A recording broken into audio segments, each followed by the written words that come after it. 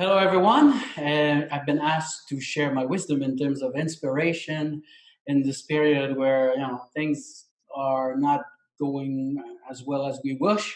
I guess nobody was planning that in 2020 to be at home and being isolated from their friends and then family and then a lot of people say it's a good time for reflection. It's a good time to rethink certain things, to maybe realign certain priority in life. So what I'd like to do is to share with you a technique that I learned or a practice that I learned many years ago when I was living in China.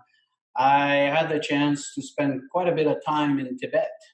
And for those of you that knows a little bit about Tibet, it's quite of a spiritual land.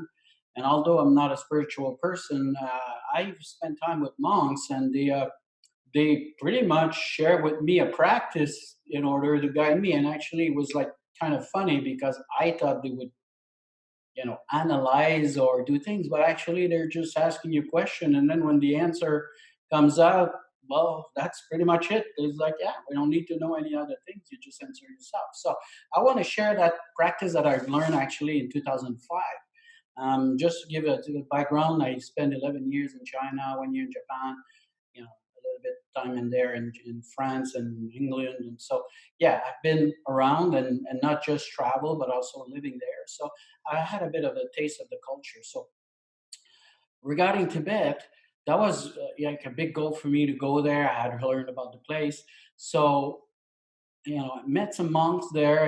There's different palaces. Jungko Palace is a monastery. There is a Potala Palace. Is a you know a lot of it's the heart of the Buddhism, Tibet Buddhism.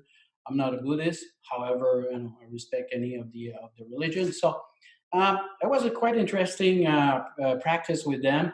And here's the way it works. It's two part. Okay, part one. Okay, and here's what you need to do as homework. At the time, we didn't have video recording and things like that, right? So the first part is like assuming that you're meeting today you, but at 17 years old, when you were 17. Remember when you were 17, you had all kind of ideas, goals, and stuff like that. So today you're meeting yourself, and that 17 years old, based on what that person's going to tell you, or is the person will be congratulating you, will be, wow, you did a lot more than I was expecting, or will kind of be disappointed, you're kind of wasting your time and this and that, or you didn't do this, whatever. But the first conversation is with yourself when you were 17 years old. So the exercise is simple.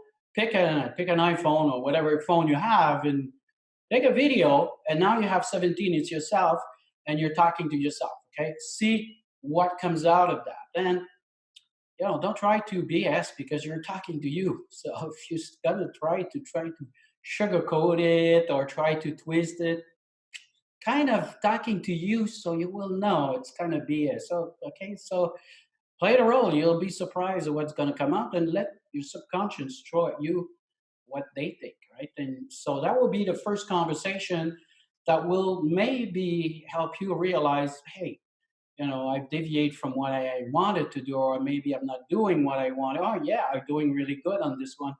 Bottom line, it will help you, guide you to find what happened. So if you're 34 or 30 or 20, looking at 17, of course, if you're 20 years old, it might not be for you to do that. There's not much to do there, but you might want to try to do it just to record it. Okay.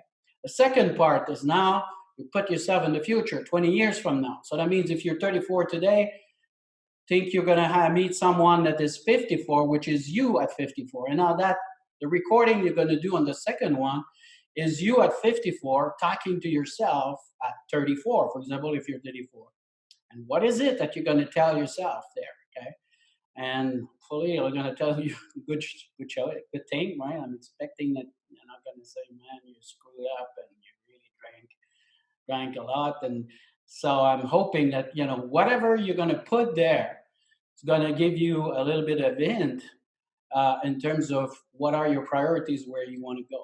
The other things it will do is recording this will allow you as you go, over the next few years to recognize things that are connected to what you said when you were 54. And you might not have seen it if you didn't, think about it. But the fact that you put it there, you're going to recognize, yeah, that's what I say. Just to give you an example. So, for example, one of the thing I did at the time was not recording, you had to write it. One of the thing I did, I wrote as, would be, take congratulations for writing your book. I said that. I was like, and I didn't have plans to write a book, but guess what? As I went in my years and said, yeah, because this thing was in 2005, so I still have the papers. Like you still have 5 years of this, right? When I went to life and somebody's like, hey, it's good stuff. What you're talking about, you should write a book about this. And then poof, it clicked, and I was like, writing a book? Yeah, I had that in my thing. Maybe that's my signal, right? So, and the book is written, by the way, it's there. So, and I did it, right? So, yeah. So do these two exercises, okay? Instead of just trying to think and try to do these two exercises. Record it. Do not share that on Facebook or Instagram anywhere. It's for you. Okay, once in a while, you take a look at it. But like I say, mine was written 15 years ago, and I take a look at what I had written there, especially for my upcoming 20 years, it's still 5 years. Lots of stuff that I haven't, that I congratulated me on my 54, my years I was looking at, but I haven't done it yet. So I still have in mind these things. I'm always like, yeah, somewhere down the line, I'm going to have to deal with that. And it kind of, stick with you, and it kind of goes in your subconscious again, and you're going to be aware. So that was my sharing with you. You could do it, you cannot do it. It's up to you.